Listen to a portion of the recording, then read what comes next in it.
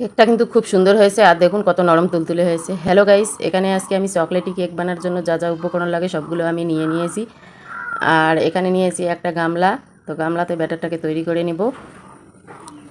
চলুন তাহলে শুরু করা যাক আজকের এই কেক রেসিপিটা। তো এখানে গামলাটা নিয়েছি আর দুটো ডিম নিয়েছি, ডিম দুটো আমি ভেঙে নিলাম।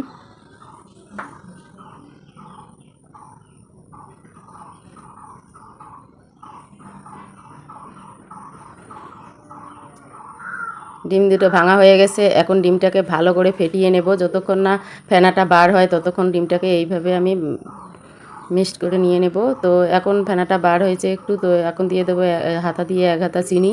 চিনিটাকে ভালো করে মিক্সড করে নিতে লাগবে। যতক্ষণ না চিনিটা গলে যায় ততক্ষণ এটাকে ভালো করে মিক্সড করতে হবে। তো দেখো কতটা ফেনা বার হয়েছে। আর যে হাতা দিয়ে আমি চিনি দিয়েছি সেই হাতা, ওই একই হাতা দিয়ে 2 হাতা দিয়ে দিলাম ময়দা। ময়দা দিয়ে এখন ব্যাটারটাকে ভালো করে তৈরি করে নিয়ে নেব। যতক্ষণ না মিহি হয়ে যায় ততক্ষণ ব্যাটারটাকে ভালো করে মিক্সড করে নিতে হবে।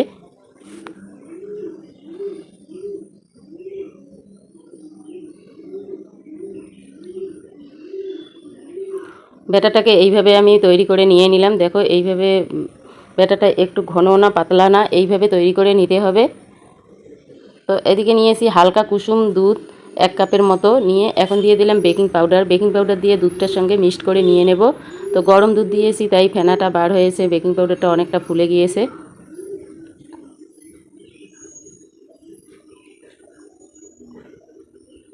এক বাটি প্রায় হয়ে গিয়েছে। আর এদিকে যে আমি ব্যাটারটাকে তৈরি করে নিয়েছিলাম, ওই ব্যাটারটার মধ্যে এই দুধ আর বেকিং পাউডারটা আমি দিয়ে দেব।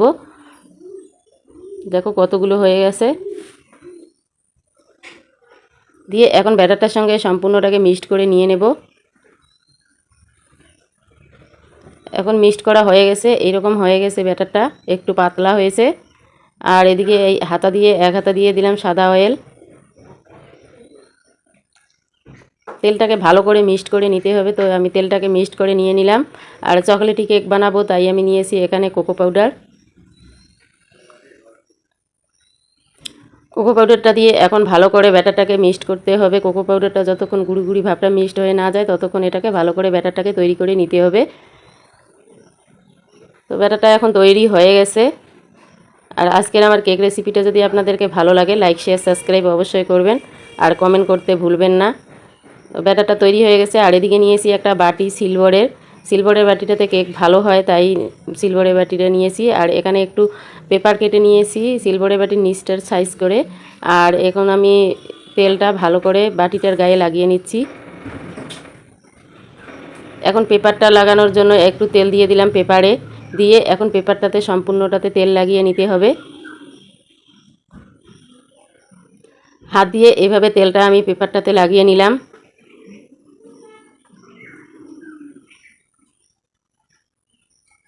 আর এদিকে যে কেকের ব্যাটারটা তৈরি করে নিয়েছি এখানে দিয়ে দিলাম বাটিটাতে ঢেলে।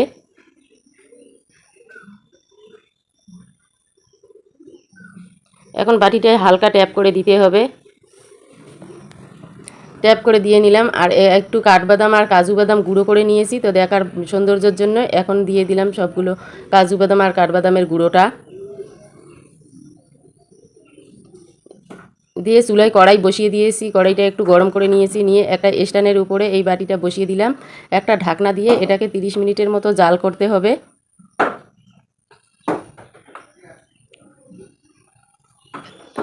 এটা ততক্ষণ হতেই থাক। আর এদিকে দেখো আমি দুটো টুকরো খড়ি দিয়েছি। আর এই চুলাটা যে আমি বানিয়েছি একটা ফলের কার্টুনে, তো এই চুলা যেভাবে আমি তৈরি করেছি এই ভিডিওটা আমার অলরেডি দেওয়াই আছে। তো ফলের কার্টুনের চুলাতে কিন্তু খুব সুন্দর রান্না করা যায় আর রান্না করতে অনেকটা সুবিধা হয়। তো এইভাবে আপনারা বানাতে চাইলে আমার ভিডিওটা একবার দেখুন চুলা বানানোর। তো এখন কিন্তু 30 না 40 মিনিট হয়ে গেছে। 40 মিনিট পর আমি দেখব কেকটা হয়েছে কি না। তো একটা কাঠি দিয়ে এটাকে চেক করে দেখলাম। তো এখন কিন্তু কেকটা হয়ে গেছে, এটাকে এখন নামিয়ে নিচ্ছি।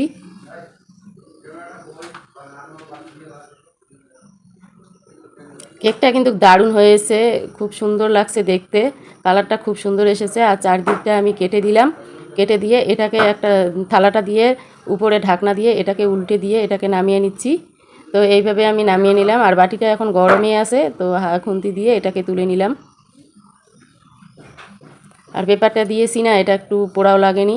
আর কত সুন্দর হয়েছে কেকটা দেখুন। পেপারটা এখন তুলে নিচ্ছি, দেখো কত সুন্দর হয়েছে কেকটা, আর নরম তুলতুলে হয়ে গেছে কেকটা।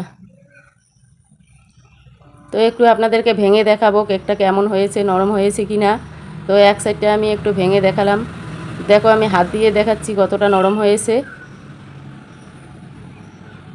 আর ভিতরটা কিন্তু অনেকটা জালি জালি হয়ে আছে, আমি ভিতরটায় মাঝখানটায়ও একটু দেখাবো কেমন জালি হয়েছে। তো একটা চাকু দিয়ে আমি কেটে নিলাম, নিয়ে দেখালাম, দেখো কত সুন্দর জালিদার হয়েছে মাঝখানটাও, আর কতটা নরম হয়েছে দেখুন। এইভাবে আপনারাও খুব সহজে তৈরি করে নিন চকলেটি কেক। আজ এই পর্যন্ত, থ্যাংক ইউ।